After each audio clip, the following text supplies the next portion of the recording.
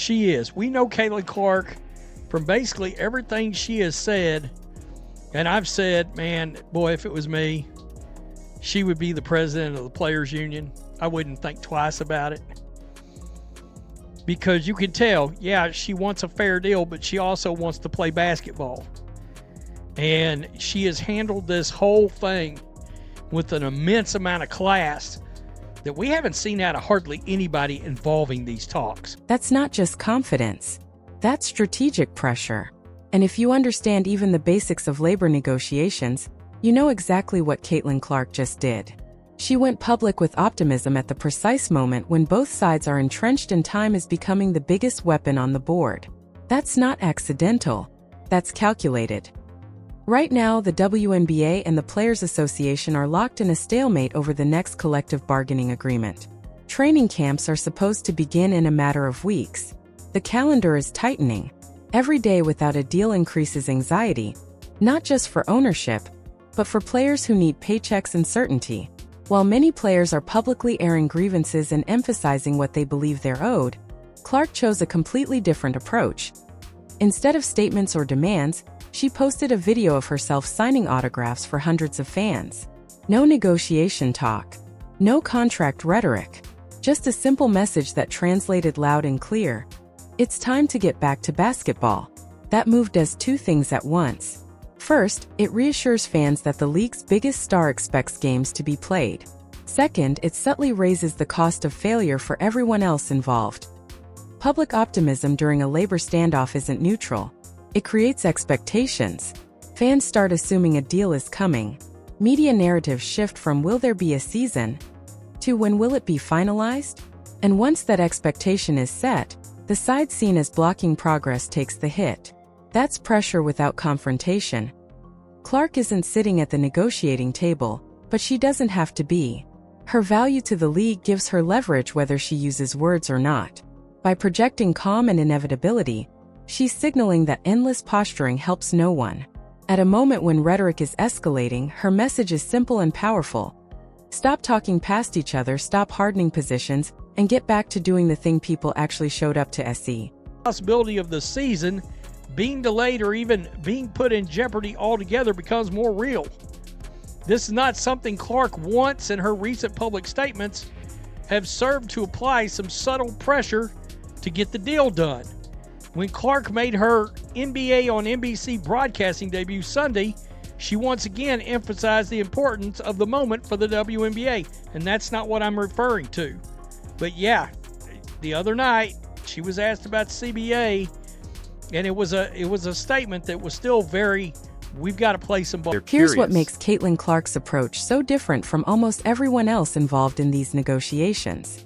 While most voices inside the union are centered on money, revenue splits, percentages, fairness, and what players believe they're owed, Clark keeps pulling the conversation back to the one thing that actually creates leverage in the first place: the product on the floor.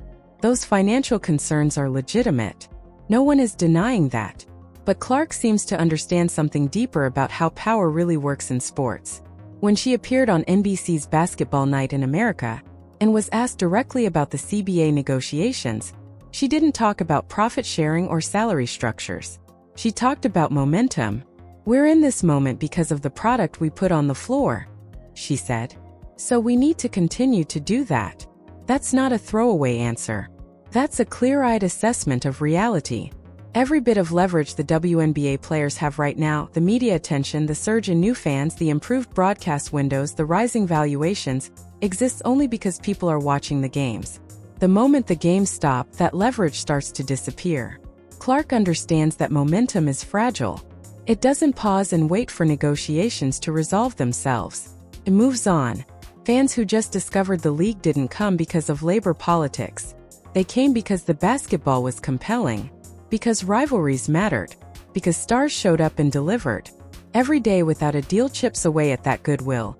And every missed game accelerates the erosion. That's why Clark's message keeps landing differently. She's not dismissing the business side.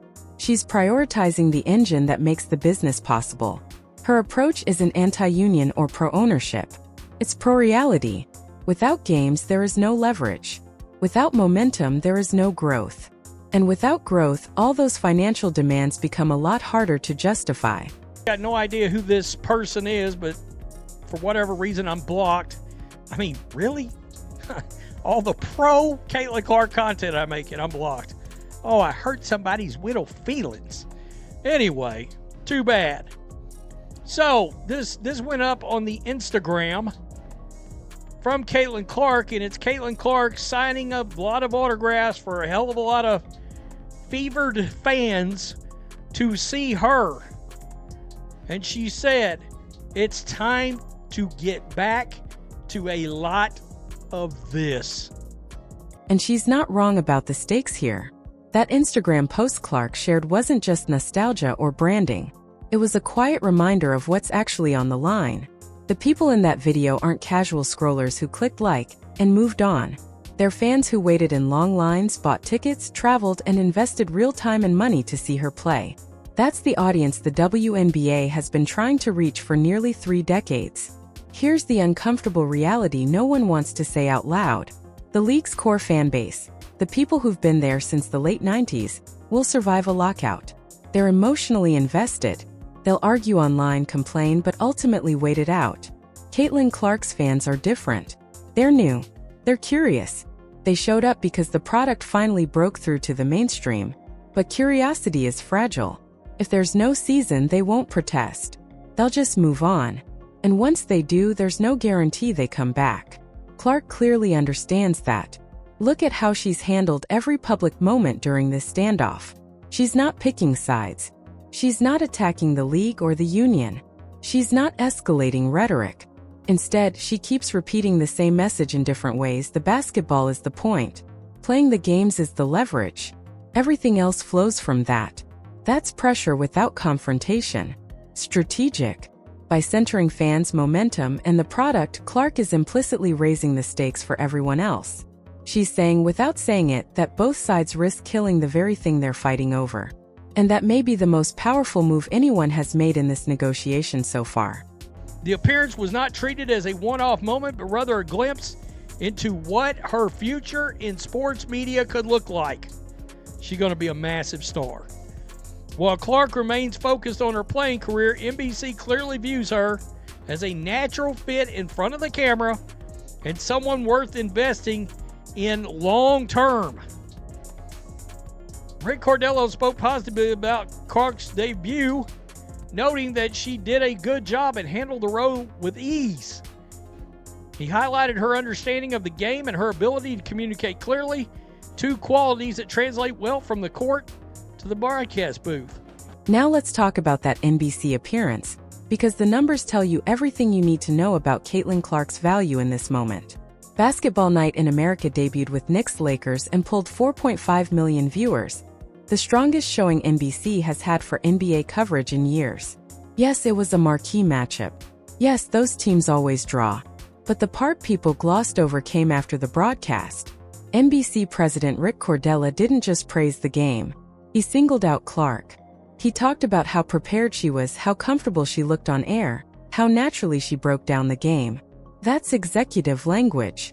Translation: NBC isn't treating her like a novelty guest. They're evaluating her as talent, as an asset, as someone who can exist in their ecosystem long after her playing career ends. And that matters more than most people realize, because it gives Clark leverage that almost no other WNBA player has. If there's no season, she's not boxed into silence or financial anxiety. She has alternatives: media, broadcasting, sponsorships that don't depend on tip-off times. Her income and visibility don't disappear if games stop being played. That's why her public posture is so different. She doesn't need to shout. She doesn't need to threaten. She doesn't need to post ultimatums. Her leverage is structural, not rhetorical. And by staying optimistic and product-focused, she's subtly reminding everyone else what real power looks like. It's also why her optimism lands differently. When Caitlin Clark says she believes a deal will get done, it doesn't sound like desperation. It sounds like confidence from someone who knows she'll be fine either way. That contrast matters. And it quietly exposes the tension underneath this entire negotiation. Not all players are negotiating from the same position of strength, even if they're wearing the same jersey. where he sat down for like 1 hour long interview and they've been chopping like 7 minutes out of every one of them. 7-minute segments out of a 1 hour interview and then sprinkled it throughout the season? No. She showed up in person and stood between two legendary NBA players. One who's horrible at making player comps, by the way, and Reggie Miller. I guess I could have done that video, but I didn't. Who was it? Peyton Pritchard? Are you high? Are you high, Reggie? Interesting thing is, Clark standing between two NBA legends and holding her own on a national broadcast isn't just a win for her personal brand. It's a win for the entire WNBA. Every time she shows up on a mainstream platform and looks like she belongs, she raises the ceiling for what women's basketball players can be. She normalizes the idea that a WNBA star isn't a niche guest, but a central voice in the sport. That kind of visibility can't be bought with marketing dollars. It only comes from credibility. But here's the catch. None of that matters if there's no season. NBC didn't book Caitlin Clark because she was a great college player. They booked her because she's an active WNBA star with massive crossover appeal. The league context is what gives her presence weight. Take away the season, take away the games, and suddenly the narrative changes. She's no longer the face of a growing league in real time. She's just another former player doing analysis. Still valuable, but not transformational. The value drops immediately. That's why her public statements hit differently right now. She understands that momentum is fragile. Media interest, fan curiosity, sponsorship energy, all of it depends on the product continuing to exist. You can't pause relevance and expect it to be waiting for you later. What makes Clark's approach so effective is that she's not antagonizing anyone. She's not calling out ownership. She's not undermining the union. She's simply redirecting the focus back to playing basketball. And in doing that, she's speaking for everyone who benefits from the league staying on the court. Rookies, role players, veterans, future stars. It's pressure without threats. Leadership without slogans. And in a negotiation that's getting louder and more polarized by the day, that quiet clarity might be the most powerful voice in the room. Both those guys are like probably 6'5" or 6'6", and she's 5'11" or something like that. So, but did a fantastic job. Fantastic job. Caitlin Clark wants to play basketball. And I think sports fans ought to start saying that instead of WNBA fans. Sports fans want to watch. Watch how she chooses her words, because nothing about this is accidental. When Caitlin Clark says, "I feel very confident that we're going to get something done," she's not making demands. She's not saying players deserve more or that the league has failed them. She's projecting calm confidence that both sides will figure it out. That's diplomatic pressure. She's setting an expectation of resolution without pointing fingers if things fall apart. Then she reinforces that message with her Instagram post. No long caption. No threats. No slogans. Just a video of fans, autographs, and connection paired with a simple line. It's time to get back to a lot of this. It's subtle but powerful. She's reminding everyone what's actually at stake without saying it out loud. This isn't about numbers on a spreadsheet. It's about people who show up, buy tickets, wait in lines, and care. That's how you apply pressure without creating enemies. Now compare that to how some other players have handled the situation. There's been a lot of public posturing. A lot of strong statements about what won't be accepted. A lot of lines drawn in the sand. That approach might feel empowering in the moment, but it comes with a cost. Once you make big public demands, you limit your flexibility.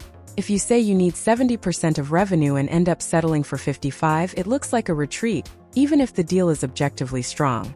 Clark has avoided that trap entirely. She hasn't boxed herself in. She hasn't committed to a number she has to defend later. Instead, she's kept the focus on progress, momentum, and the game itself. That gives her room to support a deal when it comes without looking like she caved. It's a smarter kind of leadership. Quiet, controlled, and strategic. And in a tense negotiation like this, that may end up being the most effective voice of all. YouTube, what are you doing?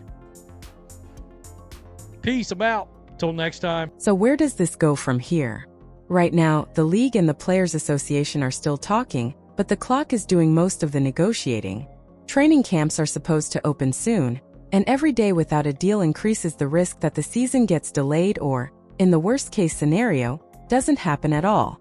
That's what makes this moment so precarious. The WNBA just locked in a massive new media deal worth roughly $2.2 billion over 11 years with ESPN, NBC, and Amazon. That's transformative money. It changes how the league is valued, how it's covered, and how seriously it's taken at the highest levels of sports media. But that same deal is also why these negotiations are so tense.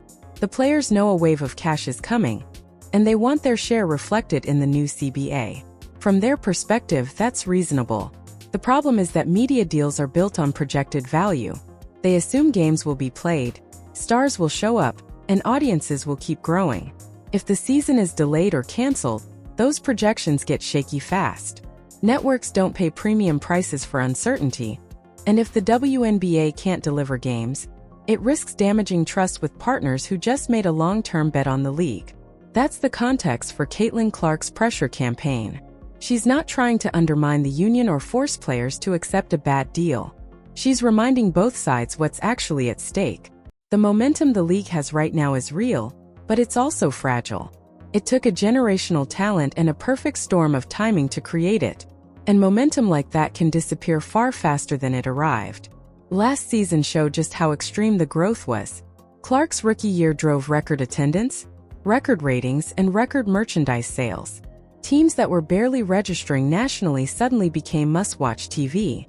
Games that used to pull a couple 100,000 viewers were clearing 1 million. That kind of exponential growth isn't normal, and it's not guaranteed to last if the product vanishes. Casual fans don't wait around during labor disputes. They move on, and once they do, getting them back is incredibly hard. Clark understands this better than almost anyone. She knows many of those new fans showed up because of her, not because of long-standing loyalty to the league. And she also knows that her own value to networks, sponsors, and media partners depends on her being an active WNBA player. That's why her posts and comments aren't nostalgic fluff. They're reminders. Those fans signing autographs? They won't wait forever. There's also a hard truth about labor negotiations in sports. Players usually have more to lose in the short term. Owners can absorb a lost season in ways most players can't. Careers are short, earning windows are limited, and missing a year can have real consequences, especially for veterans. That imbalance is what makes Clark's approach so effective. She's not pretending everyone has the same priorities. She's focusing on the one thing everyone agrees on. Playing basketball is better than not playing basketball. Whether intentional or not, she's also shaping public perception. While others draw lines, she projects optimism and reasonableness. And in public negotiations, perception matters. Right now, the narrative forming is that Caitlin Clark wants to play, and the system is in danger of stopping that. That's pressure without confrontation. Will it work? Clark says she's confident a deal gets done. That could be genuine optimism, strategic messaging, or both. What's clear is this: if the season is delayed or lost, everyone loses. Players, owners, fans, and the league itself. Which means someone will blink. The only question is who and how much momentum gets burned in the process.